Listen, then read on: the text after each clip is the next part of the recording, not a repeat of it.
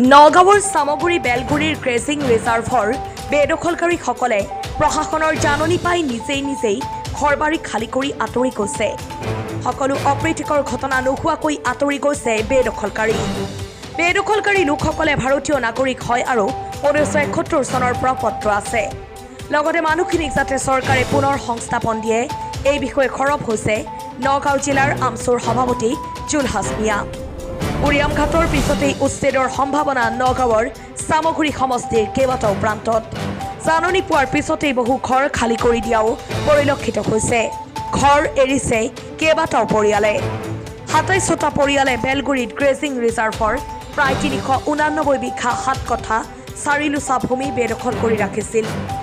এই সন্দৰ্ভত স্থানীয় সচেতন ব্যক্তিসকলে চৰকাৰৰ ওচৰত দাবী জনায় ভূমিহীন পৰিয়ালক পুনৰ সংস্থাপন কৰিবলৈ আৰু ভূমি নথকা পৰিয়ালক ভূমি প্ৰদান কৰিব লাগে। ভিডিঅ' জাৰ্নেলিষ্ট মৃণালৰ সহযোগত নগাঁৱৰ পৰা বিভূতি বৰাৰ প্ৰতিবেদন বটদ্ৰা লাইভ।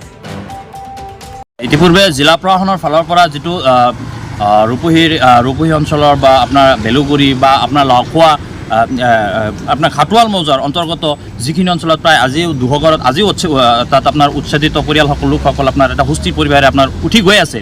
এই মানুহখিনিয়ে তাত এটা সুস্থ পৰিৱেশ হিচাপে তেওঁলোকে তাত আছিল আৰু এটা সুস্থ পৰিৱেশ উঠি গৈ আছে। গতিকে এইটো জিলা প্ৰশাসনৰ ফালৰ পৰা আপোনাৰ যিখিনি নিৰ্দেশনা জাৰি কৰিছে সেই জাৰি অনুসৰি কোনো ধৰণৰ তাত অপ্ৰীতিকৰ কোনো ধৰণৰ ঘটনা নঘটাকৈ আজিৰ দিনত সুস্থিৰভাৱে গৈ আছে, সুস্থিৰভাৱে তাৰ পৰা উঠি আছে। গতিকে এই মানুহখিনিক ৰূপহী অঞ্চল বা ৰূপহী অঞ্চলৰ বেলুগুৰি বা যিটো আপোনাৰ খাটোৱাল মৌজাৰ অন্তৰ্গত হয় এই লোকসকলক পুনৰ সংস্থাপন দিব লাগে। এই লোকসকলৰ যিসকলৰ ভূমিহীন আছে এই ভূমিহীন মানুহখিনি কেনেকৈ তেওঁলোকে ভূমি পাব তাৰ এটা নিৰ্দিষ্ট এটা সময় অনুসৰি এই লোকসকলক মুখ্যমন্ত্ৰী মহোদয় বা জিলা প্ৰশাসনৰ জৰিয়তে জিলা উপায়ুক্ত মহোদয়ৰ জৰিয়তে এই কাৰ্যখিনি সম্পন্ন কৰি খুব কম সময়ৰ ভিতৰত এই ভূমিহীন মানুহখিনিয়ে যাতে তেওঁলোকে এটা নিৰ্দিষ্ট পৰিমাণৰ এটা ভূমি পায় তাৰ বাবে মুখ্যমন্ত্ৰী মহোদয়ে ব্যৱস্থা গ্ৰহণ কৰিব লাগে। আমি নগাঁও জিলা আমচুৰ ফালৰ পৰা তেওঁলোকক আমি মুখ্যমন্ত্ৰী মহোদয়ক সবিনয়ী আহ্বান জনাইছোঁ। ইতিপূৰ্বে কিছুমান কুচক্ৰই বা ষড়যন্ত্ৰকাৰীসকলে আপোনাৰ এই আমাৰ বিশেষকৈ ৰূপহী বা যিটো আপোনাৰ খাটোৱাল মৌজাৰ অন্তৰ্গত যিসকল লোক তাত আপোনাৰ বহুতে স্থাপন কৰি আছে এওঁলোকক আপোনাৰ অবৈধ নাগৰিক হিচাপে আপোনাৰ কিছুসংখ্যকে ষড়যন্ত্ৰ কৰি আপোনাৰ এটা বদনাম বিশেষকৈ কৰিছে। কিন্তু ইয়াত আমি ফিল্ডত গৈছোঁ, আমি যিমান দূৰ মানে জানিবলৈ পাইছোঁ, আমি তেওঁলোকৰ নথিবিলাক পাইছোঁ।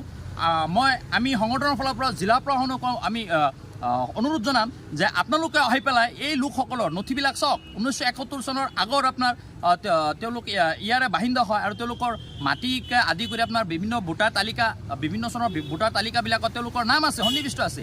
এই লোকসকলক কিছুসংখ্যক একাংশ আপোনাৰ এওঁলোকক আমি অসম বিৰোধী ক'ব লাগিব। এওঁলোকে আপোনাৰ এটা ষড়যন্ত্ৰ হিচাপে লৈ পেলাই এই লোকসকলক অবৈধ নাগৰিক হিচাপে বিদেশী নাগৰিক হিচাপে এওঁলোকক সজাই পেলাই এটা বদনাম কৰি আছে বিভিন্ন ছ'চিয়েল মিডিয়া বা বিভিন্ন আপোনাৰ তাত এই কথা বাৰ্তাবিলাক বা আপোনাৰ চৰ্চা কৰি আছে। গতিকে এটা খুবেই আমি গৰিহণা দিছোঁ।